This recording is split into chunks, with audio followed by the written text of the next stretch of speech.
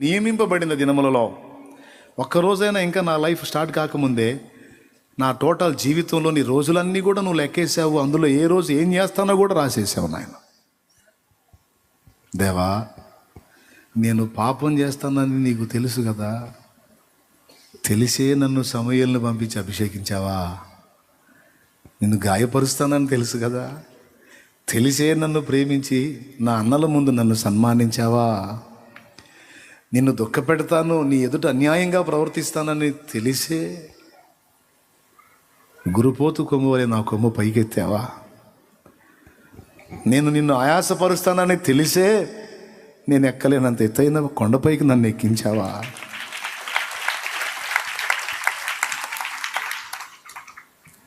తెలుసు, మన total days అన్నీ తెలుసు దేవునికి. మళ్ళీ గ్రంథస్థం చేసి పెట్టాడంట భవిష్యత్తులోకి ప్రయాణం చేసి. ఇప్పుడు మన రోజులు తెలిసినప్పుడు వాళ్ళ రోజులు తెలియదు, ఉగ్రతపాతల రోజులు తెలియదు. ఎవడు ఎన్ని రోజులు మిడిసి పడతాడో, ఎవడు ఎంతకాలం నడమంతరంగా ఊరేగుతాడో, ఎవడికి ఎప్పుడు దినం జరిగిద్దో, ఎప్పుడు తద్దినం జరిగిద్దో తెలియదు. మొత్తం తెలుసు. అందుకే మీ అందరికీ ప్రేమతో చెప్తున్నాడు అన్నమాట. ఏంటంటే జాగ్రత్త, ఇక సమయం ఆసన్నమైంది. నీకు తెలుసు, నువ్వు చీకట్లో లేవు, వెలుగులో ఉన్నావు. కాబట్టి ఇక రాబోతున్న రోజులన్నీ కూడా సుఖవంతమైన రోజులు కాదు, గడ్డు రోజులు. ఇబ్బందికర పరిస్థితులు ఎదురవుతూ ఉంటాయి కనుక నా యందు విశ్వాసం ఉంచి నన్ను హత్తుకున్న వాళ్ళందరినీ కూడా నేను ఎత్తుకొని నడిపిస్తా.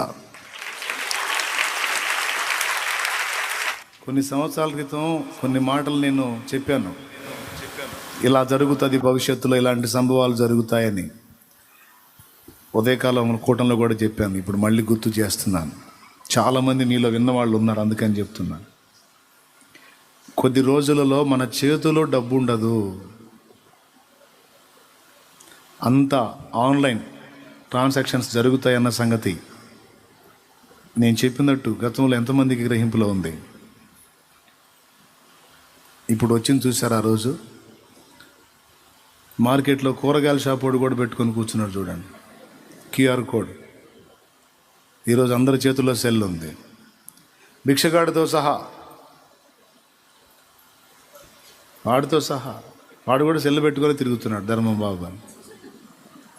ఎందుకంటే వీళ్ళు జేబు చూసి డబ్బులు చిల్లర లేదు అంటున్నారు. పర్వాలేదు సార్, ఇదిగో ఉంది.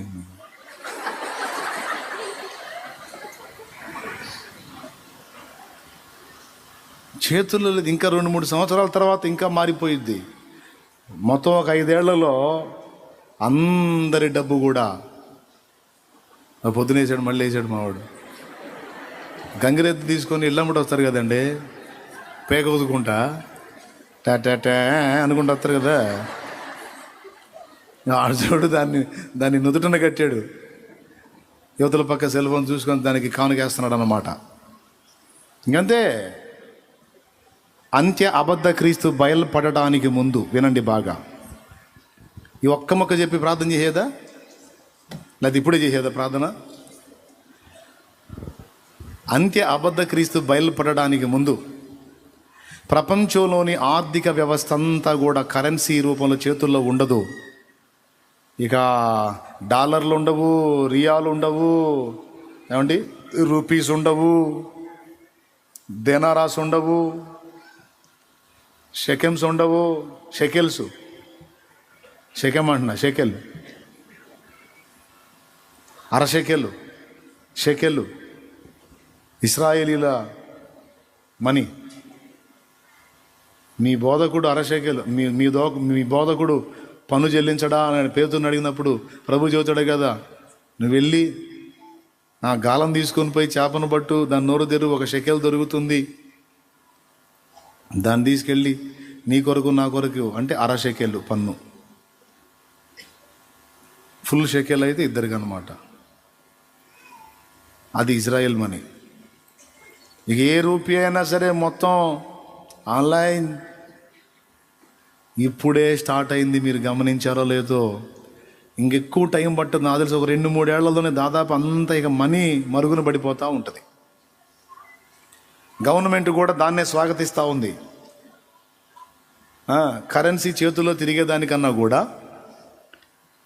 ఆన్లైన్ ట్రాన్సాక్షన్స్ జరిగితే వాళ్ళ పన్నులు వసూలు చేసుకోవడానికి వాళ్ళ కంఫర్ట్గా ఉంటుంది. అందరి మనీ అకౌంట్ల రూపంలో ఉంటుంది కదా. ఇంక చెప్పేదే ఉంది, శుభ్రంగా వాళ్ళ పన్ను వాళ్ళు లాగేసుకుంటారు అన్నమాట, ట్యాక్స్, ఇన్కమ్ ట్యాక్స్.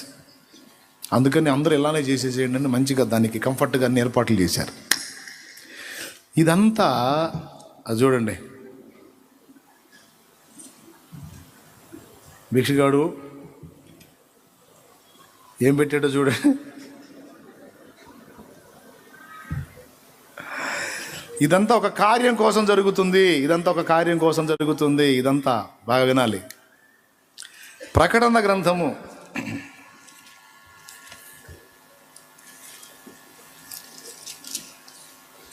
13వ అధ్యాయము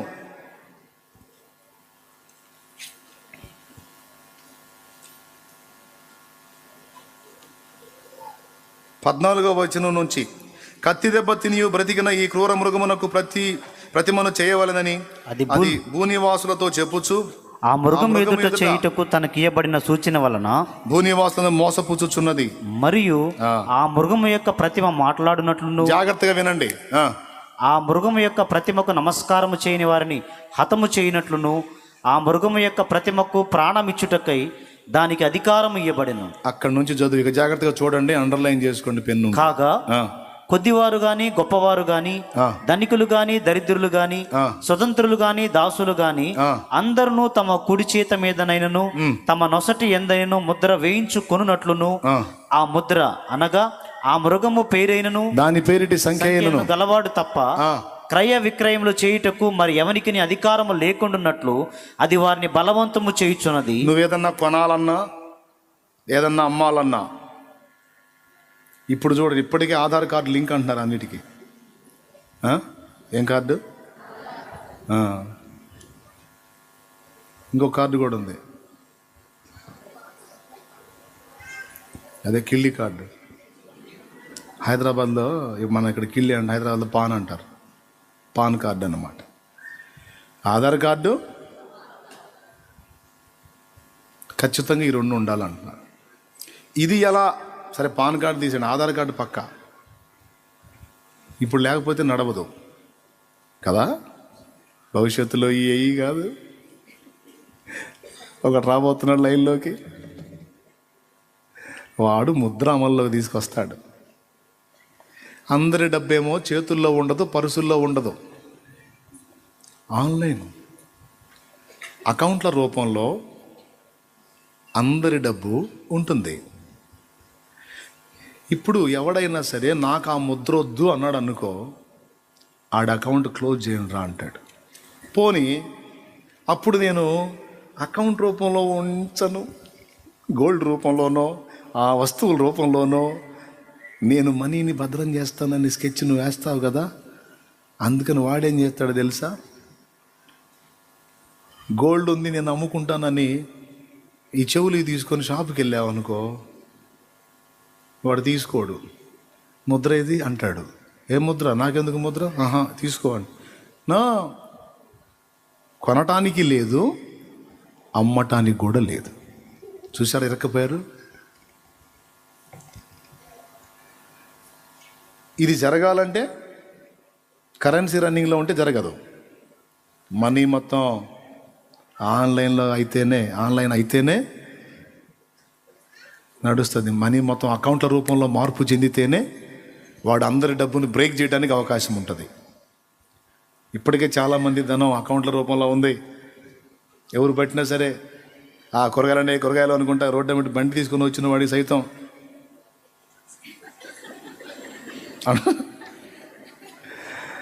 కంటిన్యూ అవుతుంది. ఇంకా కొద్ది కాలంలోనే కరెన్సీ కూడా కనుమరుగైపోయిద్ది. ఇంకా ఎవ్వరు ఏం చేయాలన్నా టోటల్గా అంతా ఇందాక నేను చెప్పిందే ఇలా జరిగి అంతా ఎవరి కోసం అంటే అంత్య అబద్ధ క్రీస్తు కోసం. హీరో రాబోయే ముందు వెళ్ళనే వస్తాడు. ముందు ఎవరు వస్తారు? ఏ మూవీలోనే అంతేగా, రియల్ స్టోరీలో కూడా అంతే. దేవునికి స్తోత్రం. ఆడు ఎంటర్ అవుతాడు అన్నమాట. ఎంటర్ హడావుడి చేస్తాడు. ఇక ఈ హడావుడి క్లైమాక్స్కి వచ్చేటప్పటికి ఎంటర్ అవుతాడు హీరో. ఒక తన్నుదాన్ని మనల్ని సేవ్ చేస్తాడన్నమాట. భ్రమ కాదు, కథ కాదు, కల్పన కాదు, అబద్ధం కాదు, మోసం అంతకన్నా కాదు, వాస్తవ సత్యం, నగ్న సత్యం. ఎందుకంటే ఇప్పుడు ఆల్రెడీ కళ్ళ ముందు కనపడుతుంది చేతుల్లో. ఏం చెప్పాను కొన్ని సంవత్సరాల క్రితం అది ఇప్పుడు జరుగుతుంది. ఇప్పుడు చెప్పిన విషయాలు మరికొన్ని సంవత్సరాల్లో జరిగి తీరతాయి అంతే. 10 దేశాలు కలిసి ఒక దేశంగా మార్పు చెందబోతుంది భవిష్యత్తులో. ఇప్పుడు అగ్రరాజ్యం అమెరికా. దాన్ని కొట్టాలంటే, అన్ని దేశాలు భయపడేటట్టు ఒక బలమైన శక్తిగా రూపుదిద్దుకోవాలంటే, అరే మన చిన్న చిన్న దేశాలలో చిన్నగా ఉంటే కాదు, మనందరం కలిసి ఒక్కటే దేశం అయిపోయి, ఒకటే రాజును ఏర్పరచుకొని, ఒకటే ముద్రను అమల్లోకి తీసుకొస్తే, 10 మంది కలిసి ఒకటే రాజ్యం అయిపోతే, ఇక అన్ని రాజ్యాల కంటే కూడా మనదే పెద్ద దేశం అవుతుంది, పెద్ద రాజ్యం అవుతుంది. కనుక మొత్తం కలిసి ఒక దేశం అవుదామని 10 దేశాలు నెట్లో సెర్చ్ చేయండి. కొంతమంది ఇప్పటికే మాట్లాడటం మొదలుపెట్టారు. భవిష్యత్తులో అదృశ్యం కాబోతున్న 10 దేశాలు అని. భవిష్యత్తులో అదృశ్యం కాబోతున్న 10 దేశాలు అని కొన్ని పేర్లు ఇచ్చారు. అదృశ్యం కాబోతున్న మాట నిజమే, కానీ ఆ పేర్లు కాదు, వేరే ఉన్నాయి. 10 దేశాలు ఎలా అదృశ్యం అవుతాయి అంటే, ఉన్నోళ్ళు లేకుండా మాయమైపోతారా? నో. విడివిడిగా ఉన్న దేశాలన్నీ కలిసిపోయి ఒక్కటే దేశం అయినప్పుడు ఇక 10 దేశాలు కాదు, ఒకటే దేశం అయిపోయింది. అర్థమైందా? కాలేదా? అయిందా? అదొక నిరూపణ. ఇజ్రాయేల్ ఒక రాజ్యముగా ఏర్పడి 70 ఏళ్ళు పూర్తయి ఇప్పుడు 74 ఏళ్ళు సంథింగ్ జరుగుతుంది. అర్థమైందా? మోషే పాత నిబంధన ఆచారం క్రమం చొప్పున మళ్ళా దేవుని మందిరాన్ని నిర్మించి అనుదిన బలిని ప్రారంభించాలనే దానికి మంతనాలు జరుగుతున్నాయి. దానికి సంబంధించిన కార్యాచరణ రూపుదిద్దుకోవడానికి అనుకూల పరిస్థితుల కోసం మొత్తం రెడీ చేస్తూ ఉన్నారు. ఖచ్చితంగా అది కూడా జరిగిద్ది. వాళ్ళు మందిరం నిర్మించడం, మళ్ళీ అనుదిన బలి ప్రారంభించడం అనేది జరిగిద్ది. మరొక సూచన చెప్తున్నా. ఇక ఈలోపు ప్రపంచంలోని పరిస్థితులు, ఇప్పుడు ఉక్రెయిన్ మీదకి కాలు దువ్వుతున్న రష్యా ఉందే, రష్యా కోరిక తానొక బలమైన శక్తిగా రూపుదిద్దుకోవాలని, తానొక బలమైనటువంటి దేశముగా. ఒకప్పుడు సోవియట్ రష్యా ఘనమైన పేరుగాంచినది, ఇప్పుడంత ఫోర్స్ లేదు దానికి. తిరిగి మళ్ళా ఒక శక్తివంతమైనటువంటి రాజ్యంగా మార్పు చెందాలని తహతహలాడుతుంది రష్యా. భవిష్యత్తులో ఇప్పుడు ఉక్రెయిన్ మీదకి పోయినట్టే భవిష్యత్తులో ఇజ్రాయెల్ మీదకి పోతుంది. Praise the Lord. ఇదంతా ఇందులో బైబిల్లో చెప్పినటువంటి సత్యాలే ఇవన్నీ కూడా. ఆ రోజును గూర్చి, ఆ దినములను గూర్చి మీకు తెలియకుండా మీరు చీకట్లో ఉన్నవారు కాదు, మీరు వెలుగు సంబంధులు, మీకు అన్ని దేవుడు బయలుపరుస్తాడని చెప్పాడు కదా. కానీ లోకస్తులు వినరే, వాళ్ళకి తెలియదే. మనీ మొత్తం కూడా కరెన్సీ రద్దయిపోతుంది అన్న విషయం ఇప్పటికైనా గ్రహించారు వాళ్ళు. బైబిల్లో ఇలాగుంది కదా అని పట్టించుకోరు. ఎందుకంటే వాళ్ళ కళ్ళు తెరవబడలేదు, అన్యులు. కానీ మీకు తెలిసింది, 10 దేశాలు కలిసి ఒక దేశంగా అవ్వటం, రష్యా ఇజ్రాయెల్ మీదకి యుద్ధానికి పోవటం, ఇప్పుడు ఉక్రెయిన్ మీదకి పోయి ఉక్రెయిన్ నాశనం చేస్తుంది. ఉక్రెయిన్ అధ్యక్షుడు ఎవరో తెలుసా?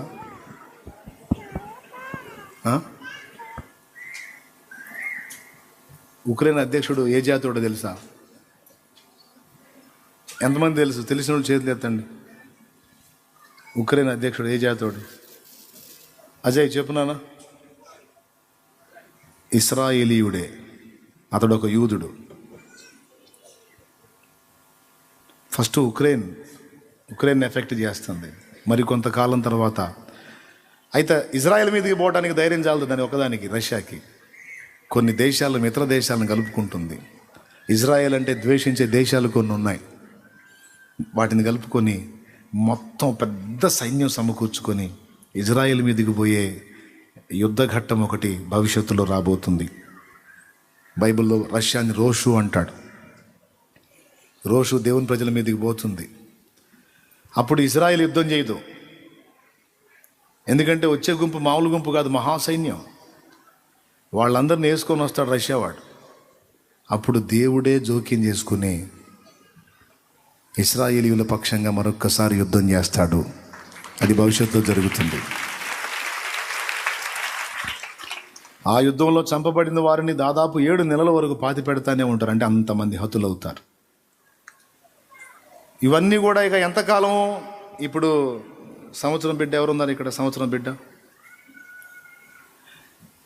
2 ఏళ్ల బిడ్డ ఉన్నారనుకో, వాడికి 32 వచ్చేటప్పటికి కథ క్లైమాక్స్కి వచ్చింది. కొంతమంది ఫ్యూచర్ ప్లాన్లు వేస్తుంటారు. మా వాడికి అట్ట చేయాలా, మా వాడికి ఎట్ట చేయాలా, మా అమ్మాయికి 5 దాచి పెట్టాలా, మా అబ్బాయికి 2 దాచి పెట్టాలని. ఓకే, ఇప్పుడు చేయాల్సింది ఏంటంటే అమ్మాయికి 5 దాచి పెట్టడం, అబ్బాయికి 2 దాచి పెట్టడం కాదు. నీ పిల్లల్ని భక్తిపరులుగా మార్చు. దేవుని భక్తులుగా, దేవుని భక్తురాండ్రుగా వారిని జాగ్రత్త చేయి. నువ్వు ఇచ్చే ఆ పెద్ద ఆస్తి అదే రేపు నీ పిల్లలకి. ఎందుకంటే నువ్వు ఇచ్చే డబ్బు రేపు వాడికి పనికిరాదు. నువ్వు ఇచ్చే ఫ్లాట్లు, ఆస్తులు, అంతస్తులు రేపు వాడికి పనికిరావు.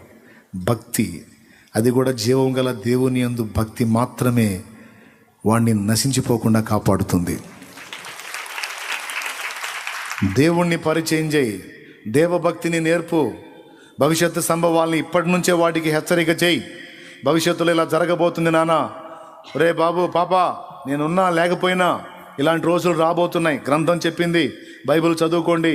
ప్రకటన గ్రంథం, దానియేలు జాగ్రత్తగా ధ్యానం చేయండి. భక్తులు చేసినటువంటి ప్రసంగాలు మళ్ళా వినండి. ఆ హెచ్చరికలు గైకొనండి. ఆ సంభవాలు జరుగుతున్నప్పుడు లేఖనం నెరవేరుతుందని ధైర్యం తెచ్చుకోండి, సంతోషపడండి. ఇవన్నీ నెరవేరుతున్నప్పుడు సంతోషం ఎందుకో తెలుసా? రారాజు బయలుదేరుతున్నాడు. దాదాపు 2000 సంవత్సరాలుగా సుదీర్ఘ నిరీక్షణతో భక్తి పరులు ఎదురు చూసిన శుభఘట్టం ఇక త్వరలోనే రాబోతుంది నాన్న, త్వరలోనే రాబోతుంది అని ఎరిగి ఎవరికి వాళ్ళు మీ విశ్వాసాన్ని, భక్తిని, ఆత్మీయతను, పరిశుద్ధతను కాపాడుకోండి. తుచ్చమైన అభిలాషలను విసర్జించండి. అల్పకాల పాప భోగాలను వాంఛించి ఆశించి పరిగెత్తేటువంటి వ్యర్థ ప్రయాస మానండి.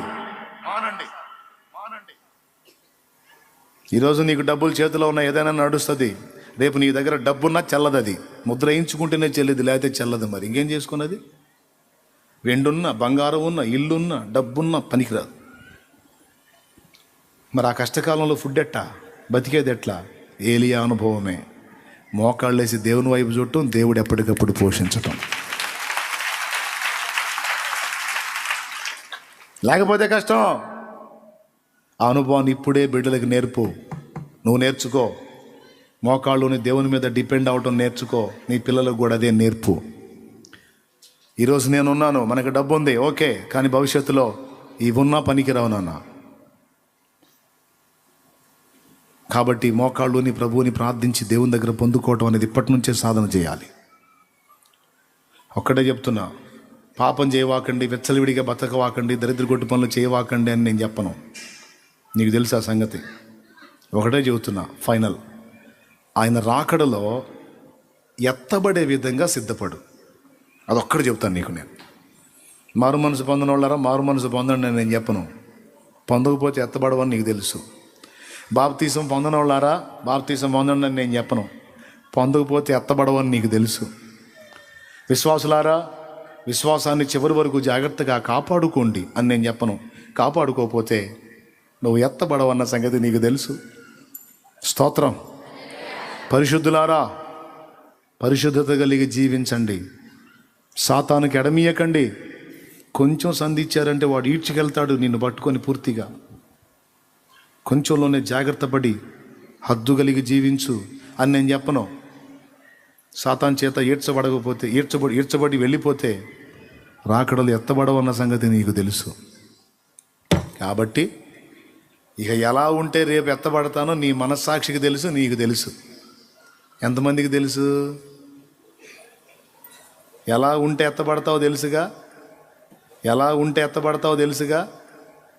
మారు మనసు పొంది రక్షణ బాప్తిస్మం పొంది పరిశుద్ధాత్మను పొందుకొని జాగ్రత్తగా ప్రభువునందు విశ్వాసములో స్థిరులై దేవుని చేత వెలిగింపబడిన దీపాలు ఆయన రాక వరకు ఆరిపోకుండా కాపాడుకుంటూ ఎత్తబడతాం. నీ దీపములను వెలుగుచూ ఉండనీయుడి అన్నాడు. కాబట్టి ఎవరికి వాళ్ళు ఆయన రాకడ ఖాయం, మనం వెళ్ళడం ఖాయం. అయితే ఈ రెండిటికి మధ్య అంత్యాబద్ధ క్రీస్తు వచ్చి సంఘాన్ని పరీక్షించేటువంటి ఘట్టం ఉంది, సంఘాన్ని ఎదిరించే ఘట్టం ఉంది, సంఘాన్ని శోధించే ఘట్టం ఉంది. ఆ ఘట్టంలో మనం ఉంటాం, వాడిని ఎదుర్కొంటాం. కనుక పిల్లలకి కథలుగా ఇప్పుడే చెప్పండి దేవుని గురించి. ఎందుకంటే నువ్వు తప్పించుకున్న నీ బిడ్డల్ని అవిశ్వాసుల స్నేహంలోకి పంపుతున్నావు కనుక వాళ్ళ మాటలు నీ పిల్లల మీద పనిచేసి వాళ్ళు విశ్వాస భ్రష్టులయ్యే అవకాశం ఉంది. మా అమ్మ ఒక చాదస్తపది, మా నాన్న ఒక చాదస్తపోడు అనుకొని వాడు శపితమైన వాటి వైపు తిరిగే అవకాశం ఉంటుంది. కనుక ఆ పరిస్థితి కలగకుండానట్లు ఇదిగో ఇలాంటి మాటలు మాట్లాడతారు నాన్న, ఇలాంటి మాటలు వినబడతాయి తల్లి, వినకండి, లక్ష్య పెట్టకండి. యేసు నిజమైన దేవుడు. ఆయన మన పాపముల కొరకు ప్రాణం పెట్టి తిరిగి లేచినవాడు. ఆయన ఎందు ఏ పాపము లేదు. ఆయనే సృష్టికర్త, ఆయనే తిరిగి రాబోతున్నాడు. జాగ్రత్త అని ఎవరికి వాళ్ళు పిల్లలకి నేర్పుకోండి. ఎవరినైనా మన ఇక్కడ ఉన్నటువంటి సంఘ కుటుంబంలో ఎవరైనా బిడ్డల్ని కోల్పోతే చింతపడకండి. ఇప్పటి కాలంలో ఎవరైనా తమ పిల్లల్ని లాస్ అయిన వాళ్ళు ఉండుంటారు, ఏడుస్తూ ఉంటారు, నా బిడ్డ పోయాడని. గుర్తుపెట్టుకో, నీ బిడ్డ ఇప్పుడు ఉన్నా ఇంకొక 30 ఏళ్లలో వాడు పరిపూర్ణుడు అవుతాడు, లైన్లోకి వస్తాడు, వాడి జీవితం స్టార్ట్ అయింది. విచిత్రం ఏంటంటే వాడు 30 ఏళ్లలో లైఫ్ స్టార్ట్ అయ్యేసరికి మనం వెళ్ళే అవకాశం ఉందిగా. కాబట్టి ఒకవేళ నీ బిడ్డను నువ్వు కోల్పోయి ఉంటే, కొంతమంది పిల్లల్ని కోల్పోయిన తల్లిదండ్రులు, అలాగే కొంతమంది భర్తల్ని కోల్పోయిన భార్యలను కోల్పోయిన భర్తలు, తల్లిదండ్రులను కోల్పోయిన పిల్లలు, గుర్తుపెట్టుకోండి, ఇంకెంతో దూరం లేదు, బహు కొద్ది కాలమే ఉంది. తర్వాత మనం కోల్పోయిన మన వారందరినీ తప్పకుండా మళ్ళీ మనం కలుసుకుంటాం, ఖచ్చితంగా కలుసుకుంటాం. Praise the lord. ఈ అగ్ని పరీక్షకు నేను అనుమతించిన సంతోషంగా స్వాగతించు. దేవా, నాకు ఇచ్చిన గిన్నెలోనిది నేను తాగకుందునా? పర్వాలేదు తండ్రి, నీకే స్తోత్రం. నా విశ్వాసానికి ఎన్ని పరీక్షలన్నా పెట్టి నేను మాత్రం వెనకడుగు వేయను ప్రభా. నీ పాదాలే శరణని గట్టి తీర్మానం మనసులో చేసుకొనుండు. నీకేవి రానివ్వడు. ఒకవేళ వచ్చినా ముందే మెంటల్గా ప్రిపేర్ అయి ఉన్నావు కనుక ఇక భయపడవు, జయిస్తావు. ఇంతవరకు నేను చెప్పిన మ్యాటర్ ఎంతమంది క్లియర్గా అర్థమైందండి? జస్ట్ భవిష్యత్ సంభవాలు, అలాగే క్రీస్తుని గురించి హైందవ సాహిత్యం, ఖురాన్ సాహిత్యం ఇచ్చినటువంటి సాక్ష్యం, వీటితో పాటు రాకడకు మనం సిద్ధపడి పిల్లల్ని జాగ్రత్త చేయాల్సినటువంటి విషయం, మొదలైన సంగతులన్నీ మాట్లాడా. కరువులు అన్నాడు, కరువులు స్టార్ట్ అవుతాయి. యుద్ధాలు అన్నాడు, జరుగుతాయి. విలయాలు జరుగుతాయి. భక్తి పరులైన వారు జాగ్రత్తగా దేవుని వైపు చూస్తూ, దేవుని వేడుకుంటూ విశ్వాసాన్ని, భక్తిని, ఆత్మీయతను కాపాడుకోవాలి. ఇప్పుడు నేను చెప్పిన మాటలు మీరు స్వీకరించవచ్చు. ఇంటికి వెళ్ళి సెల్ ఓపెన్ చేసిన తర్వాత ఈ మాటలన్నీ వాగులో కలిసిపోవచ్చు. డైరెక్ట్గా చెప్తున్నా, బ్లంట్గా. వీటిని మీరు గుర్తుపెట్టుకోవచ్చు, లేకపోతే వెళ్ళి సెల్ ఓపెన్ చేసి వేరే దానిలోకి వెళ్ళారనుకో, ఇవన్నీ తొలగిపోవచ్చు. కానీ జాగ్రత్త, గుర్తుపెట్టుకుంటే ధన్యులు, జాగ్రత్తగా సిద్ధపడితే ధన్యులు. అక్కడ చెప్తున్నాడు, రక్షణ పొందడానికి దేవుడు మిమ్మల్ని ఏర్పరచుకున్నాడు కనుక అన్నీ ముందే చెప్తున్నాడు. కానీ లోకానికి ఈ అవకాశం లేదు. ఎందుకంటే వాళ్ళకి అవకాశం ఇచ్చినా వాళ్ళు వినియోగించుకోలేదు. వాళ్ళకి అవకాశం ఇచ్చినా వినియోగించుకోలేదు. ఇప్పుడు నిన్ను నమ్ముకుంటే నిత్య జీవం, లేకపోతే నిత్య నరకమా? అదేంది, అదెట్లా, అసలు నువ్వెట్లా దేవుడివి అని ఎవడన్నా అడిగాడు అనుకో, లాజిక్ ఏసై చెప్పుకుంటాడు వాడికి. అవునరా, నన్ను నమ్మితేనే రక్షణ, నమ్మకపోతే రక్షణ లేదు. విశ్వాసం ఉంచితేనే నిత్య జీవం, లేకపోతే లేదు. అయినా ఉంచితేనే రక్షణ, లేకపోతే లేదని అడుగుతున్నావు. ఉంచటానికి నీకేం మాయరోగం అంటాడు. ఉంచటానికి నీకేం మాయరోగం రా? ఏం మాయరోగం? నన్ను ఆర్గ్యుమెంట్ చేస్తున్నావు, నన్ను అడుగుతున్నావు. అసలు ఈ ఆర్గ్యూలను ఎందుకురా నీకు? నమ్మురా, ఉచితంగా రక్షిస్తానని నేను చెబుతుంటే నీకేమన్నా డబ్బులు ఖర్చు పెట్టానా? పోనీ ఒంటికి ఏమన్నా చాకిరి పెట్టానా? కాళ్ళకి చెప్పులు లేకుండా ఎత్తి మీద బరువు పెట్టుకొని 100 కిలోమీటర్లు సంవత్సరాలు నడవమని నేను ఏమైనా చెప్పానా? చెప్పలేదుగా. పోనీ ముళ్ళ మీద ఏమైనా పొరలాడమని చెప్పానా? ఒక 6 నెలల పాటు రోజు ముళ్ళ మీద పొరలాడితే రక్షణ అనేమన్నా నేను చెప్పానా? ఒక 6 నెలల పాటు మరి బాబు తల కింద పెట్టి కాళ్ళు పైకి లేపి అలానే ఉండు అనేమన్నా చెప్పానా? రూపాయి డబ్బులు ఖర్చు చెప్పలా, ఒంటికి చాయ్కిరీ చెప్పలా. నువ్వు డైలీ స్నానం చేస్తావు కదా, అదేదో నా నామంలో ఒక్కసారి చేయరా బాబు అన్నా. ఈ చిన్న పని చేసి నా యందు విశ్వాసం ఉంచి ఉచితంగా రక్షణ పొందురా అంటే నువ్వు ఈ పని చేయకుండా అసలు ఇట్లా అని అడుగుతున్నావు ఏంట్రా, నీ ముఖం పగిలిపోదురు అంటాడు అనమాట. అట్టంటాడు ఇవన్నీ నేను ఆయన తిట్లు ఏమన్నా ఉంటే నేనే తిడతున్నాను, ఆయన అట్టేం తిట్టడు. ఆయన కోటింగ్ అంత వెరైటీగా ఉంటుంది. దేవునికి స్తోత్రం, హల్లెలూయా. కాబట్టి నా ప్రియమైన దేవుని బిడ్డలారా, దేవుడు ఉచితంగా ఇచ్చిన అవకాశాన్ని అందిపుచ్చుకోవాలి కానీ కయ్యూని వ్యవహారం చేయకూడదు. హేబెలు గొర్రెలను తీసుకెళ్ళి అర్పించి ఆ రక్తమును చూపించి దేవుని ముందుకు వెళ్ళాడు, విశ్వాసం వ్యక్తం చేశాడు. కయ్యూను తమ్ముడి దగ్గరికి వెళ్ళి గొర్రెలు అడగడానికి మనసు లేదు. అంటే గొర్రెని ఇస్తేనే ఒప్పుకుంటావా? నేను ధాన్యాన్ని పండించా, ధాన్యం వేస్తా, తీసుకోవాలి నువ్వు. అంటే దేవుడు వేసిన దారిలో రాడు వీడు ఒక దారి వేస్తాడు, ఆ దారిలో దేవుడు రావాలన్నమాట. ఇది కయ్యనిజం అంటే.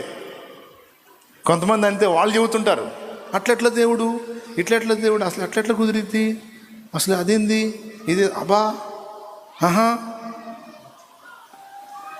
ఒకటే, దేవుడు వేసిన దారిలో హేబెల్ నడిచాడు, కయ్యను సొంత దారి వేసుకొని దేవా నువ్వే రా అన్నాడు. కాబట్టి ప్రియులారా, కయ్యనిస్టులు ఉన్నారు ఇప్పుడు.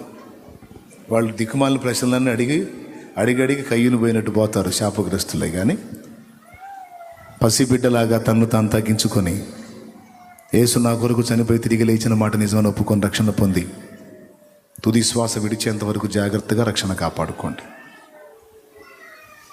ఆమేన్. ఇప్పుడు తలలు వంచి కళ్ళు మూయండి అలానే.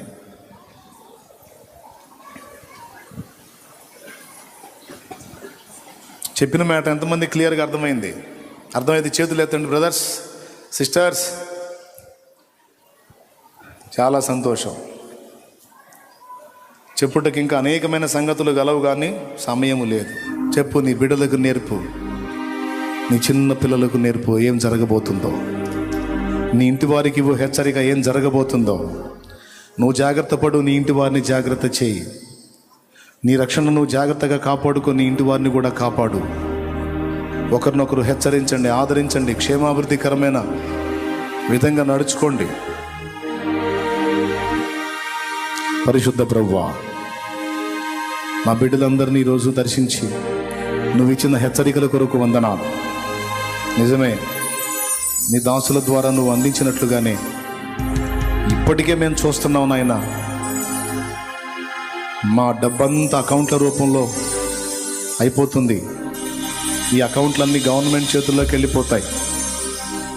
ఈ గవర్నమెంట్లన్నీ రేపు ఏకం కాబోతున్నాయి. ప్రపంచమంతా ఒక్కటే రాజ్యం కాబోతుంది. టోటల్ ప్రపంచం మొత్తానికి ఒక్కడే రాజు రాబోతున్నాడు. ఆ విపరీతమైన పరిస్థితుల్లో ఆ రాజు అయ్యేవాడే అందరినీ కూడా తన గుప్పిట్లో పెట్టుకోవటానికి అందరి అకౌంట్లని వాడు వశం చేసుకుంటాడు. ఇక వాడు అవకాశం ఇస్తేనే ఎవడైనా ఖర్చు పెట్టుకోవాలన్నా, అమ్మాలన్నా, కొనాలన్నా వాడు అవకాశం ఇవ్వకపోతే ఛాన్సే ఉండదు. అలాంటి ఘట్టంలో ముద్ర వేయించుకోమనేటువంటి ఆజ్ఞ బయలుదేరుతుంది. అది స్పష్టంగా చెప్పే వస్తాడు. ఆ ముద్ర నా ప్రభువా వేసుకుంటే నీ ఉగ్రతకు గురవుతాం, వేసుకోకపోతే వాడు క్రయ విక్రయాలు చేయకుండా మమ్మల్ని అడ్డగిస్తాడు. మరి ఏం చేయాలి అలాంటి ఘట్టములో? ఇలాంటి సన్నివేశం తీసుకొని రావటానికే ఇప్పుడు నాంది ప్రారంభమైంది. అయితే నా ప్రభువా విశ్వాసం గల వారందరినీ నేను కాపాడుకుంటాను అని నువ్వు సెలవిస్తున్నావు. రక్షణకే ఏర్పరచుకున్నాను, ఉగ్రత కోసం కాదు. నేనున్నాను అని మాట్లాడుతున్నావు. ఇప్పటి నుంచే మోకాళ్ళు నీ మీద ఆధారపడటం అనేది మేము సాధన చేయాలి. భక్తిని నేర్చుకోవాలి. మా బిడ్డలకి, కుటుంబాలు కూడా నేర్పాలి. అన్ని గ్రంథాలు ఏకమై నిన్ను గురించి సాక్ష్యం ఇచ్చాయి. నువ్వు సృష్టి చేసింది నిజం. సృష్టిని విమోచించడానికి ప్రాణం పెట్టింది నిజం. దేవదూతలు, మానవులు, సకల చరాచర జీవ ప్రాణులన్నీ నిన్ను సేవిస్తుంది నిజం. అన్నిటికీ పైనున్న అధిదేవుడవు, ఆది దేవుడవు నీవేనన్నది నిజం. రెండవ రాకడలో నువ్వే రాబోతున్నావు అన్నది నిజం. అంతవరకు మా విశ్వాసాన్ని నీవే కాపాడు ప్రభు. నీ యందు విశ్వాసములు మేము స్థిరంగా ఉండాలి. ఎన్ని అగ్ని పరీక్షలు వచ్చినా విశ్వాసాన్ని విడిచిపెట్టకుండా నిన్ను హత్తుకొని ఉండడానికి సహాయం చేయి. శారీరకంగా, మానసికంగా వ్యాధులతో, బాధలతో, అప్పులతో, ఇబ్బందులతో ఎవరు ఎన్ని రకాలుగా నలుగుతున్నారో ఎప్పటి నుంచే వాళ్ళు మోకాళ్ళుని ప్రార్థించి అన్ని పరిస్థితుల మీద జయం పొందడం నేర్పించండి దేవా. ఇప్పటి నుంచే మోకాళ్ళ మీద నిన్ను కలుసుకోవటం అలవాటు చేసుకున్నవాడే రేపు భవిష్యత్తులో అగ్ని పరీక్షలో పాస్ అవుతాడు ప్రభువా. ఇప్పటి నుంచే మోకాళ్ళేసి ప్రతి విషయంలో నీతో గోజాడిన వాడే భవిష్యత్తులో ప్రతికూలతలన్నీ జయించగలుగుతాడు ప్రభువా. మా బిడ్డలందరికీ, మాకు మోకాళ్ళ అనుభవం దయచేయండి. మా పిల్లలకు సహా మోకాళ్ళుని నీ పాదాలను ఆశ్రయించేటువంటి జ్ఞానము దయచేయండి. మా భక్తిని, ఆత్మీయతను, ప్రార్థనా జీవితాన్ని, పరిశుద్ధ జీవితాన్ని కృపతో కాపాడు. మమ్మల్ని అందరినీ దీవించండి. మా నోటి మాటలు, క్రియలు, చూపులు, తలంపులు, ఆలోచన, ప్రవర్తన గడిచిన ఆదివారం నుంచి ఆదివారం మధ్యకాలంలో నేను చేసిన సమస్త పొరపాట్లు, పాపములు నీ ముందు ఒప్పుకుంటున్న మమ్మల్ని క్షమించి నీ పరిశుద్ధ బలను యోగ్యముగా సమీపించడానికి మాకు కృపనివ్వమని వేడుకుంటున్నాం.